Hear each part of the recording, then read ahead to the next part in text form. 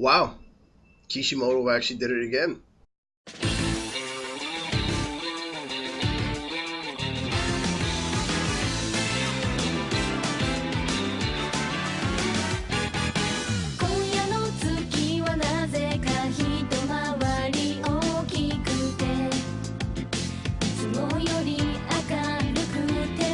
What's going on, ladies and gentlemen? This is Sean from 4GLU for Geeks Like You, and you're now tuned into my review of Naruto Shippuden Chapter 651, titled What is Filled? Now, something that I thought was going to happen in this issue actually came to fruition in the beginning of this chapter, and that was that Sasuke used Susanoo to form around Kurama. So it basically looks like what Madara did to Kurama back when he's fighting Hashirama.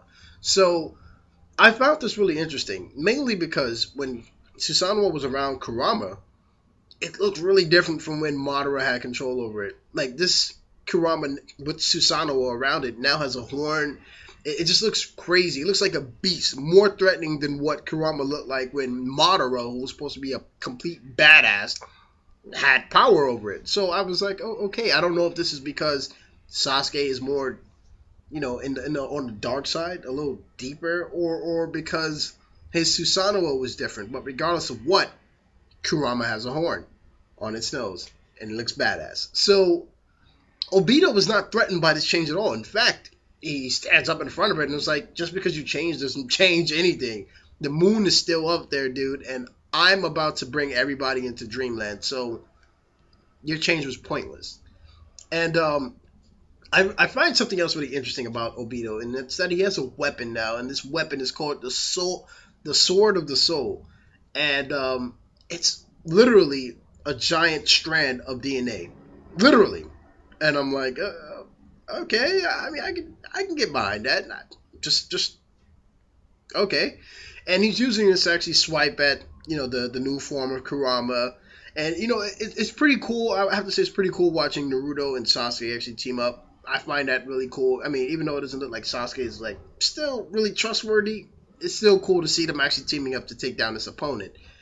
So we get a little talk, get a little one-on-one time with Kakashi, who's still in the other universe, and he's having little flashbacks of when Obito was saying, "You can't really hurt me. I have no heart, so I feel no pain."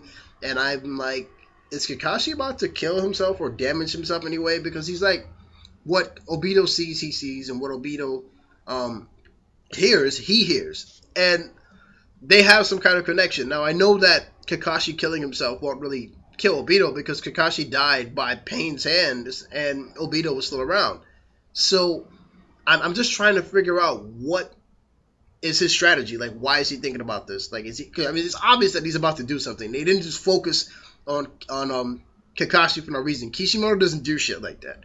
So just trying to figure out what's going on with that. Now, the last interesting thing that happened in this chapter is when Naruto dispersed chakra to Shikamaru, Ino, and Kiba, and the chakra around them was the same as the Kyuubi form. So they had the little jacket and everything, and Naruto's like, "Listen, I want you all to attack the heads of the final form or whatever, the tree," and they're attacking it with Razengans, and I'm like, I mean, it's not just them; it's the whole crew. Lee's there. I'm like, I understand Lee because Lee is super fast; he can do it. But I'm like, come on, man! Like, didn't we just go through the whole thing of you not giving out chakra?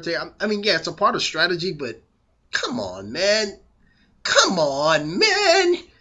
Plus, I mean, he doesn't even have that much chakra, so why is he? Regardless of what, it was pretty cool, semi cool, to see that happen. Now. I just have to. It's just that Kishimoto does things like this, and then it's like you go back and you think you're like, well, didn't Naruto just recover his chakra? Like, why would he disperse it out?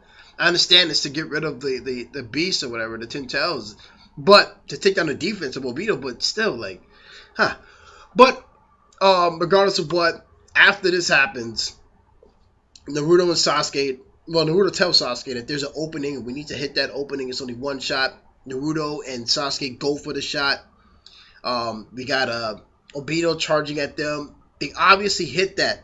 And Kakashi is like in his head, Obito. And the chapter ends showing the Susanoo Kurama on the other side of Obito with a slash mark, looking as if they hit him. Now, again, I'm trying to figure out what the hell was going on between Kakashi and Obito. Like this connection. Why is that mentioned now? Besides the whole eye thing, we already know that was there. But the whole connection, the heart. I was just paying attention to certain words. Heart. What are you gonna do with the heart since Obito technically doesn't have one? Like what's gonna happen here? Also, I don't know if you guys remember, but while Naruto was dispersing his chakra, it looks like Obito absorbed some of that, or something happened there, and either Naruto's will was being forced upon Obito, and Obito started seeing himself as if he would have stayed on the right path. So you got Obito crying over Ren's death. Then you have Obito with his team, everybody supporting him, and then you have Obito as the Hokage, things like that. And that was what Obito wanted. Now, if that's the case, then that means that Naruto semi-taught no jutsu Obito back into his reality, like his normal state. I'm really hoping that didn't happen because that would suck. What would be the point of them becoming Susanoo Kurama just to have Naruto freaking chakra no jutsu this motherfucker back to being in his normal state or normal way of thinking? That would suck. So guys, what do you think is happening? What do you think is going to happen with Kakashi? What do you think is going to happen with Obito now? Do you think that Naruto actually reached him? And do you think that we're going to see more from this Kurama Susanoo form, or that it's pretty much over right now? Let me know below, guys. And again, this is Sean from 4GLU, for Geeks Like You. Stay tuned for more reviews, and I'll see you guys later. Peace. Have a good one.